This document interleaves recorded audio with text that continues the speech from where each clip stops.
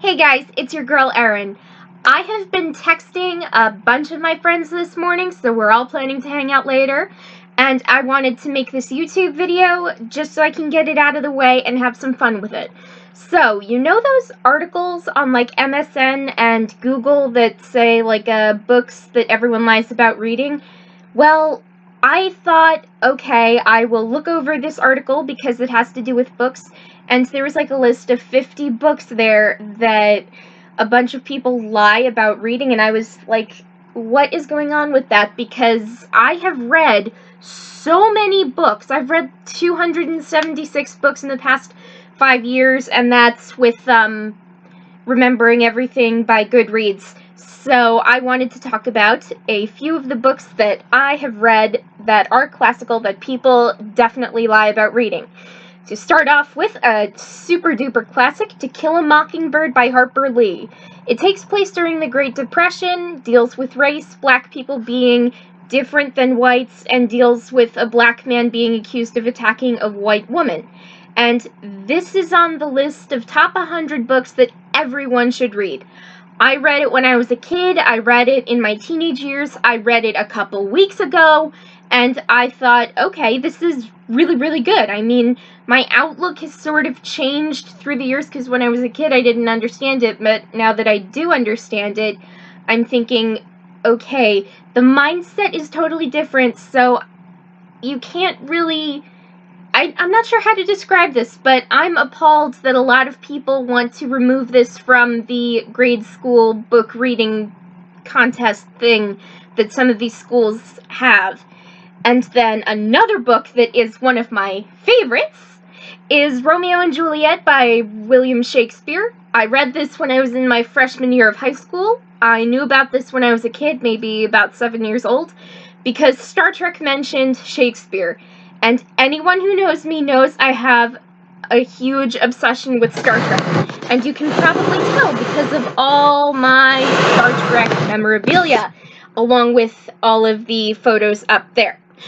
So, to continue, when I was reading the play to my mother the first time around, it was for homework and then it was for leisure, I had to stop about every 5 minutes to interpret Shakespearean to my mother into modern English.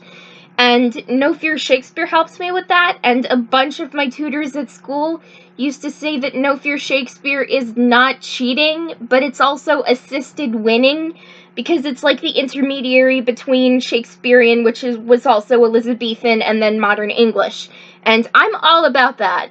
And I have huge respect for William Shakespeare. I love all his plays. Oh my god, I could rave about him forever.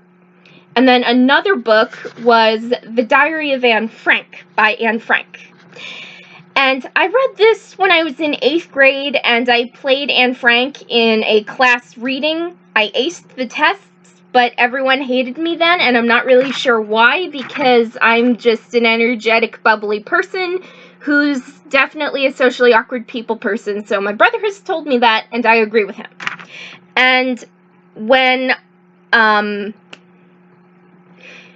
was reading Anne Frank on my own time, I thought it was like a tribute to my dad, because my dad's Jewish and my mom's Catholic, and my grandma was so pleased to hear that I read The Diary of Anne Frank, and she actually bought me a copy for my birthday one year and gave it to me, and she's like, I really hope you enjoy this, and I'm like, yes, I really love this! I mean, it's a sad and devastating ending, yes, but the book is so good, oh my gosh. And I don't understand how a lot of people, like, lie about reading that, because that is insulting to Anne Frank. And then another book that I did hate at the beginning, but now absolutely love, was Lord of the Flies by William Golding.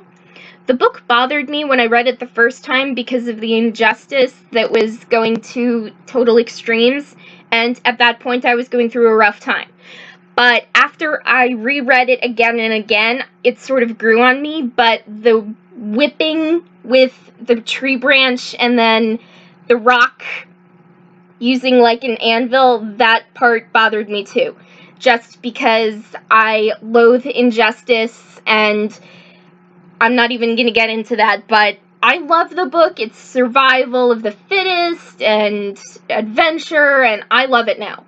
But still, I get a little teary over Simon's death because when I first read the book, he was my favorite character. And anyone who knows me knows that I have a talent for picking out either the bad guys or the people who are going to die. So I can go through a list of that later on if you like the video. But then anyway, getting back to the books. Another book I read when I was in 7th grade was The Scarlet Letter by Nathaniel Hawthorne. And at first the book was a little confusing, but what I remember about it is that I wanted to be kind to Hester Prynne, and I wanted to be Pearl's friend, and I know what it's like to be alone, and I don't want anyone feeling that way. So that's just me speaking on confusing terms. But another book that I read with my brother at the same time was The Great Gatsby by F. Scott Fitzgerald, and it's set in the 1920s, the Roaring Twenties, and I need to give a shout-out hello to my family and friends who live in Long Island, New York, as the book takes place in Long Island, New York. Jay Gatsby tries to win the heart of Daisy Buchanan, even though she's already married to someone else. And then this leads to the POV of Daisy's cousin, Nick Carraway, who sees everything unfold, and then Jay Gatsby turns into, like, this person who's very deceptive and very selfish, and I hated the book when I first read it, but my brother, who's, like, the polar opposite of me in the reading department, like, he really enjoyed it, and then he bought, like, every version of the movie, and he read it, like, binge-watching. Like, I binge-watched Star Trek or anime, he binge-watched all these movies of The Great Gatsby, and I'm just sitting there like, okay, Daisy's a little slutty, her husband is just a brute, and I really don't like Jay Gatsby, oh my gosh. And my brother's just like, I love it, I love it, I love it, and he's just like, okay, this is a little weird because you fanboy over just these random things, and I'm like, okay, the detail in that shirt is not correct to the time. And, okay, getting back to the final book that I have read that everyone lies about reading is Of Mice and Men by John Steinbeck. It is also set during the Great Depression, and the novel focuses on two friends, Lenny and George, Lenny is the giant, and George looks out for him. And they have a shared dream of owning a farm, but their dreams don't exactly go according to plan. Like, at all. And, unfortunately, be ready for a waterfall of tears.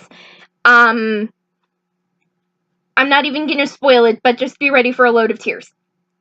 When I first read Of Mice and Men, I was finding it hard to concentrate on the other things in the novel besides the closeness to goals and everything, so I wrote myself an epilogue because whenever I read a book with a really unhappy ending and I'm depressed about it, I write my own storyline to make it happy again. So yes, I wrote an epilogue for The Great Gatsby and The Scarlet Letter, even though the epilogue was kind of already there, and then with Lord of the Flies.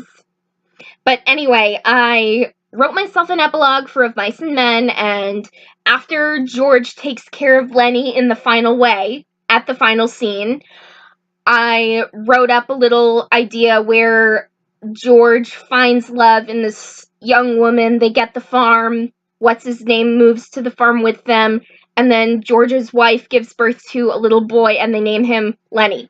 So that was my little happily ever after for this. And anyway, that is all for today. Tell me what books you have read that you have not lied about reading. So anyway, if you like this video, subscribe to my BookTube channel for more videos like this, and enjoy your day!